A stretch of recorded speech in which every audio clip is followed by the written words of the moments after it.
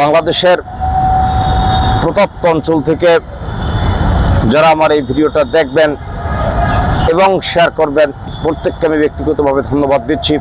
আজকে বাংলাদেশের বিভিন্ন অঞ্চলের গণমানুষের ফেসবুক মিডিয়া সব পত্রপত্রিকার বক্তব্য হচ্ছেন 12ই ফেব্রুয়ারি যে নির্বাচন হয়েছেন, সেই নির্বাচনের পূর্বে বিএনপি যে বক্তব্য গণমানুষের কাছে দিয়েছেন, বাংলাদেশের মানুষের কাছে যে প্রতিশ্রুতি দিয়েছেন, এই বাংলাদেশের 55,599 বর্গমাইলে এবং বাংলাদেশের টেকনাফ থেকে তেঁতুলিয়া, রূপসা থেকে পাথুরিয়া জুড়ে এই 18 কোটি মানুষের মধ্যে বিএনপি প্রতিহিংসার রাজনীতি করবেন না, সহনশীল রাজনীতির মধ্য দিয়ে এই বাংলাদেশ শাসন করবেন।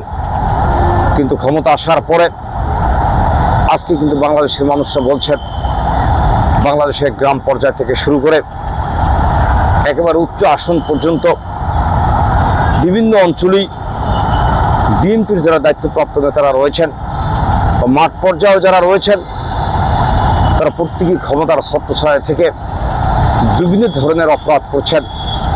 আওয়ামী লীগের প্রতি যে নির্মম যে নির্যাতন চালিয়েছেন, আওয়ামী লীগের গণমানুষের বাড়িঘর লুটতরাজ থেকে শুরু করে জনবল নিরাপত্তা থেকে শুরু করে বিভিন্ন ধরনের সমস্যায় আওয়ামী লীগের লোকজনের করছেন। আজকের এই প্রেক্ষাপটে বাংলাদেশের মানুষরা বলতেছেন যে সহনশীল রাজনীতি আমরা আশা করেছিলাম, সেই রাজনীতি থেকে এই সরকার সরে গিয়েছেন। দেশটাকে কাউকে না কাউকে তো ঠিক করতে হবে। বিএনপির অনেক নেতারাই কিন্তু বলছেন, আওয়ামী লীগ সরকার যখন ক্ষমতায় ছিলেন বিএনপির প্রতি অত্যাচার করেছেন, মিথ্যা মামলা দিয়েছেন। কিন্তু আমার বক্তব্যটা হলেন, দেশটাকে তো কাউকে না কাউকে প্রতিহিংসার রাজনীতি থেকে মুক্ত করে আগামী দিনের সোনার বাংলা করার জন্য আগাতে হবেন। আজকের এই প্রেক্ষাপটে কি চলছে, আওয়ামী লীগ যদি আপনাদের প্রতি কোনো মিথ্যা মামলা করে থাকেন বা কোনো অন্যায় অবিচার করে থাকেন, সেম যদি আপনারাও আওয়ামী লীগের প্রতি মিথ্যা মামলা দেন, সেম ঘটনা ঘটান বা তার চেয়ে বেশি কোনো ঘটনা ঘটান, তাহলে আগামী দিনে দেশের ভবিষ্যৎ কোন দিকে যাবেন। আমার বক্তব্যটা হলেন, এই বাংলাদেশে এই 12ই ফেব্রুয়ারি নির্বাচন শেষ নির্বাচন নয়। এই সরকারও বাংলাদেশে শেষ সরকার না। যে আজকে যে আপনারা আইন পাশ করবেন বা আজকে যে আপনারা আওয়ামী লীগের নেতা কর্মীদের প্রতি অবিচারমূলক আচরণ করবেন, বাড়িঘর লুটতরাজ করবেন, তাদের জনমালের নিরাপত্তা থাকবে না, তাদেরকে বিভিন্ন মিথ্যা মামলা দেবেন, এটাই কিন্তু শেষ নয়।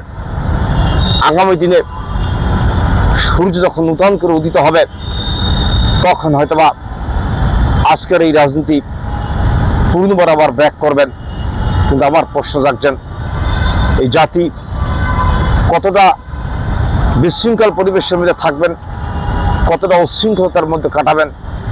আজকে যেভাবে এই বাংলাদেশে আওয়ামী লীগের নেতাকর্মীদেরকে টর্চার হচ্ছেন বা তাদেরকে ক্ষতিগ্রস্ত করা হচ্ছে, আগামী দিনে আবার আওয়ামী লীগ যখন ক্ষমতা আসবেন, তখন তারা যদি আবার আপনাদের প্রতি সেই অত্যাচার করেন, তাহলে জাতির গণমানুষের বা সাধারণ মানুষের অবস্থানটা কোন দিকে দাঁড়াবেন। এ কারণেই আমার বক্তব্যটা হলেন, এই বাংলাদেশের নৈতিক সামাজিক অবক্ষয় থেকে এদেশকে মুক্ত করতে হবে। পাশাপাশি এই সহিংস পরিবেশ থেকে বাংলাদেশের গণমানুষকে মুক্ত করে আগামী দিনে সহনশীলতার মধ্যে দিয়ে রাজনীতিকেরা পরিবেশ করার জন্য জাতির বিবেককে পর্যায়ক্রমে এগিয়ে আসতে হবে। কিন্তু আজকের এই প্রেক্ষাপটে আমরা দেখছি, যারা এই ক্ষমতার জন্য লড়াই করছেন, ক্ষমতা এসেই প্রতিশোধমূলক আচরণ নিচ্ছেন। এই প্রতিশোধমূলক আচরণ থেকে দূরে থেকে জাতিকে সুশৃঙ্খল করার জন্য এবং এই সহিংস পরিবেশ থেকে জাতিকে মুক্ত করার জন্য আগামী দিনে সহনশীল রাজনীতি সৃষ্টি করে এই দেশের স্মরণযোগ্য ব্যক্তি হওয়ার জন্য আমি রাজনৈতিক ব্যক্তিদেরকে উদ্যোক্তা আহ্বান করছি। আমার বক্তব্য শেষ হওয়ার পূর্বে পুনরায় আপনাদেরকে বলতে চাচ্ছি, শত্রুর প্রতি প্রতিহিংসা নয়, বরং সহনশীল রাজনীতির মধ্য দিয়ে বাংলাদেশের গণমানুষের জানমালের নিরাপত্তা দেওয়ার জন্য এবং এই বাংলাদেশের রাজনৈতিক পরিবেশ, সামাজিক পরিবেশ সকল কিছু সহনশীলভাবে দেখার জন্য উদ্যোক্তা আহ্বান করে আমি আমার সংক্ষিপ্ত বক্তব্য শেষ করছি। ধন্যবাদ আপনার সকলকে।